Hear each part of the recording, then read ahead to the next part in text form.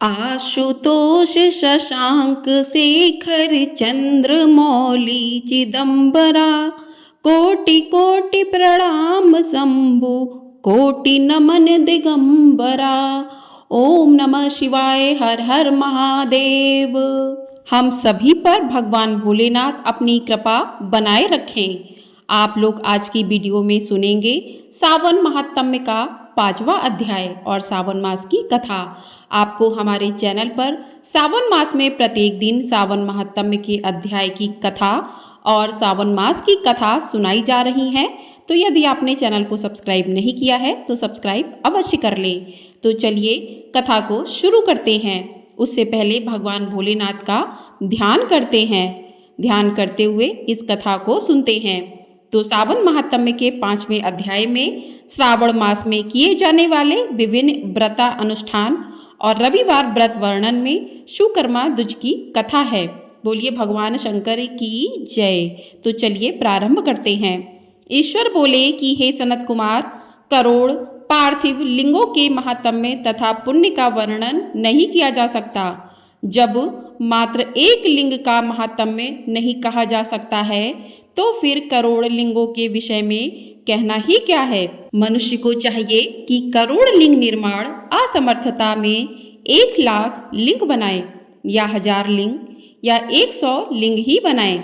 यहाँ तक कि एक लिंग बनाने में भी मेरी सनिधि मिल जाती है। षडाक्षर मंत्र से 16 उपचारों के द्वारा भक्तिपूर्ण मन से भगवान शिव की पूजा करनी चाहिए। गृह यज्ञ के साथ उद्यापन करना चाहिए। उसके बाद होम करना चाहिए और ब्राह्मणों को भोजन कराना चाहिए। हे सनत कुमार, इस अनुष्ठान को करने वाले की अकाल मृत्यु नहीं होगी। यह व्रत बांझपन को दूर करने वाला, सभी विपत्तियों का नाश करने वाला तथा सभी संपत्तियों की वृद्धि करने वाला है। मृत्यु के पश्चात वह मनुष्य कल्प पर्यंत मेरे समीप कैलाशवास करता है।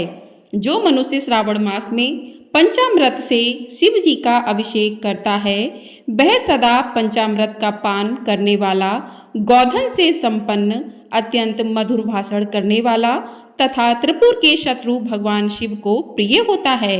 जो इस मास में अनुदान व्रत करने वाला तथा हविष्यान्न ग्रहण करने वाला होता है वह ब्रीही आदि सभी प्रकार के धान्यों का अक्षय निधि स्वरूप हो जाता है।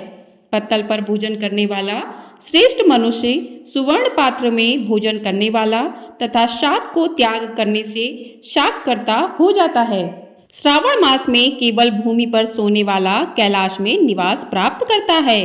इस मास में एक भी दिन प्रातः स्नान करने से मनुष्य को 1 वर्ष स्नान करने के फल का भागी कहा गया है।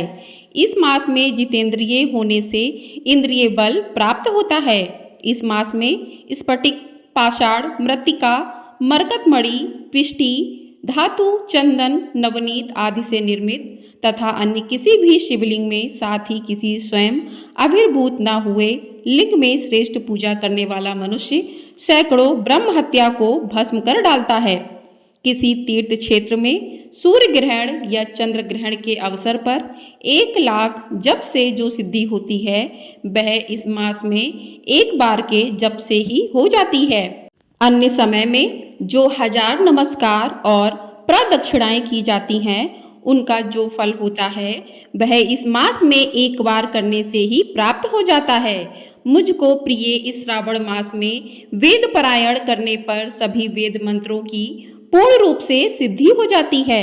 श्रद्धा युक्त होकर इस मास में 1000 बार पुरुष सूक्त का पाठ करना चाहिए तथा कलयुग में उसका 100 गुना पाठ करना चाहिए अथवा वर्ण संख्या का 100 गुना पाठ करना चाहिए अथवा वह करने में असमर्थ हो तो आलस्यहीन होकर मात्र 100 पाठ करने चाहिए।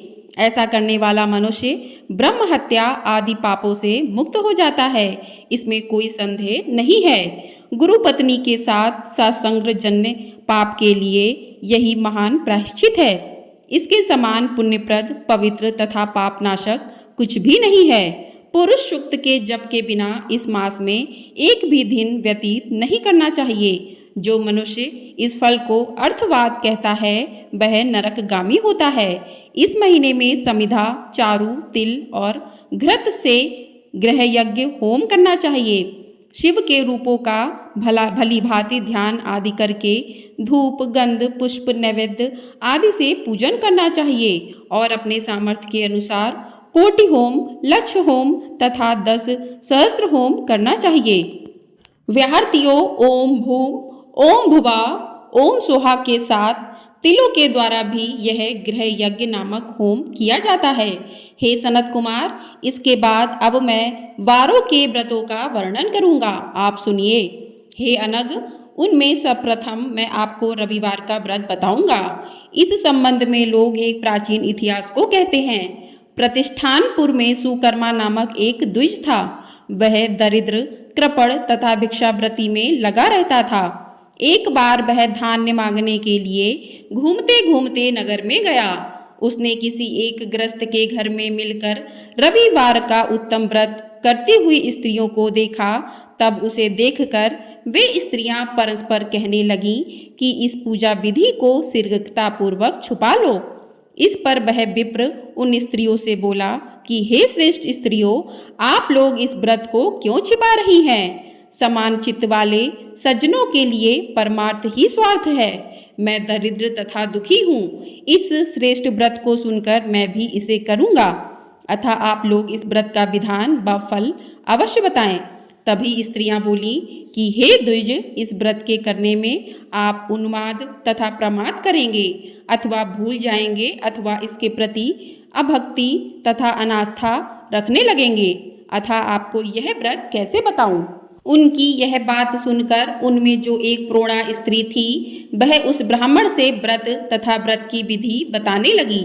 हे ब्राह्मण, श्रावण मास के शुक्ल पक्ष के प्रथम रविवार को मौन होकर उठ करके शीतला जल से स्नान करें। उसके बाद अपना नित्य कर्म संपन्न करके पान के एक शुभ दल पर रक्त चंदन से सूर्य के समान पूर्ण गोलाकार 12 परिधियों वाला सुंदर मंडल बनाएं।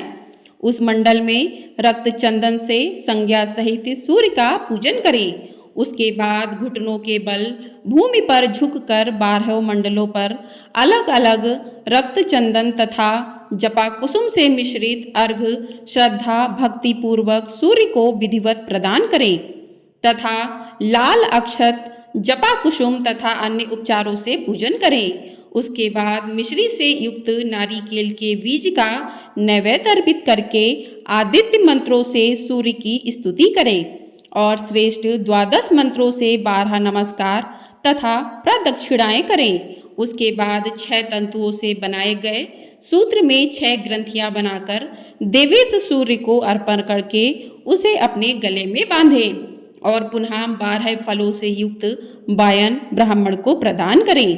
इस व्रत की विधि को किसी के सामने नहीं सुनाना चाहिए। हे विप्र, इस विधि से व्रत के किए जाने पर धनहीन व्यक्ति धन प्राप्त करता है, पुत्रहीन पुत्र प्राप्त करता है, कोढ़ी कोढ़ से मुक्त हो जाता है, बंधन में पड़ा व्यक्ति बंधन से छूट जाता है, रोगी व्यक्ति रोग से मुक्त हो जाता है। हे विपेंद्र, अधिक कहने से क्या प्रयोजन? साधक जिस जिस अविष्ट की कामना करता है वह इस व्रत के प्रभाव से उसे मिल जाता है। इस प्रकार श्रावण के 4 रविवारों और कभी कभी 5 रविवारों में इस व्रत को करना चाहिए। इसके बाद व्रत की संपूर्णता के लिए उद्यापन करना चाहिए। हे विपेंद्र, आप भी इसी प्रकार करें, इससे आपकी सभी कामनाओं की सिद्धि हो जाएगी। उसके बाद उन पतिव्रताओं को नमस्कार करके वह ब्राह्मण अपने घर आ गया। उसने जैसा सुना था उसी विधि से उस संपूर्ण व्रत को किया और अपनी दोनों पुत्रियों को भी वह विधि सुनाई। उस व्रत के सुनाने मात्र से शिव जी के दर्शन से तथा उनके पूजन के प्रभाव से वे कन्याएं देवांगनाओं के सदृश हो गईं। उसी समय से उस ब्राह्मण के घर में लक्ष्मी ने प्रवेश किया और वह अनेक उपायों तथा निमित्तों से धनवान हो गया। किसी दिन उस नगर के राजा ने ब्राह्मण के घर से होकर राजमार्ग से जाते समय खिड़की में खड़ी उन दोनों सुंदर तथा अनुपममय कन्याओं को देख लिया। तीनों लोकों में कमल, चंद्रमा आदि जो भी सुंदर वस्तुएं हैं उन्हें वे दोनों कन्याएं अपने शरीर के अवयवों से तिरस्कृत कर रही थीं। उन्हें देखकर राजा मोहित हो गए और क्षण भर के लिए वहीं खड़े हो गए। ब्राह्मण को शीघ्र बुलाकर उन्होंने दोनों कन्याओं को मांग लिया। तब उस ब्राह्मण ने भी हर्षित होकर दोनों कन्याएं राजा को प्रदान कर दी। उस राजा को पति रूप में प्राप्त करके वे कन्याएं भी प्रसन्न हो गईं। वे स्वयं इस व्रत को करने लगीं और पुत्र पौत्र आदि से संपन्न हो गईं। हे मुने, महान ऐश्वर्य देने वाले इस व्रत को मैंने आपसे कह दिया। हे विधिनंदन, जिस व्रत के श्रवण मात्र से मनुष्य सभी मनोरथों को प्राप्त कर लेता है, उसके अनुष्ठान करने के फल का वर्णन कैसे किया जाए। बोलिए भगवान शिव शंकर की जय। इस प्रकार से श्री स्कंद पुराण के अंतर्गत ईश्वर सनत कुमार संवाद में श्रावण मास महात्म्य में प्रकीर्ण नाना व्रत रविवार व्रतादि कथन नामक 5वां अध्याय पूर्ण हुआ। बोलिए भगवान भोलेनाथ की जय। बोलिए माँ पार्वती की जय। हर हर महादेव। ओम नमः शिवाय। आइए अब सुनते हैं सावन मास की प्रसिद्ध कथा। इस कथा के अनुसार बलवीर शिव भक्त थे और वे गंगा जल लेकर कावड़ यात्रा करना चाहते थे, लेकिन एक असुर ने उनको बंधक बना लिया, जिसके बाद उन्होंने भगवान शिव की तपस्या की और बंधन से मुक्ति प्राप्त कर कावड़ यात्रा को पूरा किया। यही सब प्रमुख कारण हैं जो भगवान शंकर की भक्ति और आराधना के लिए भक्तों का मनोबल बढ़ाते हैं। भारत में प्रत्येक वर्ष हम इनकी आराधना के लिए सावन माह के शुरू होते ही तैयारियां शुरू कर देते हैं। जिस प्रकार भोलेनाथ सभी भक्तों की मनोकामनाएं पूर्ण करते हैं, उसी प्रकार से इस कथा को सुनने वाले सभी भक्तों की मनोकामनाओं को पूर्ण करें। बोलिए शिव शंभू की जय। श्री शिवाय नमस्तुभ्यम। आपको हमारे चैनल पर सावन मास की से जुड़ी कथाएं प्रतिदिन सुनाई जाएंगी, तो यदि आपने चैनल को सब्सक्राइब नहीं किया है तो सब्सक्राइब अवश्य कर लें और वीडियो पसंद आई हो तो वीडियो को लाइक और शेयर भी अवश्य कर दें। आपका एक लाइक हमारे लिए बहुत अधिक महत्वपूर्ण होता है और कमेंट बॉक्स में हर हर महादेव अवश्य लिखिएगा।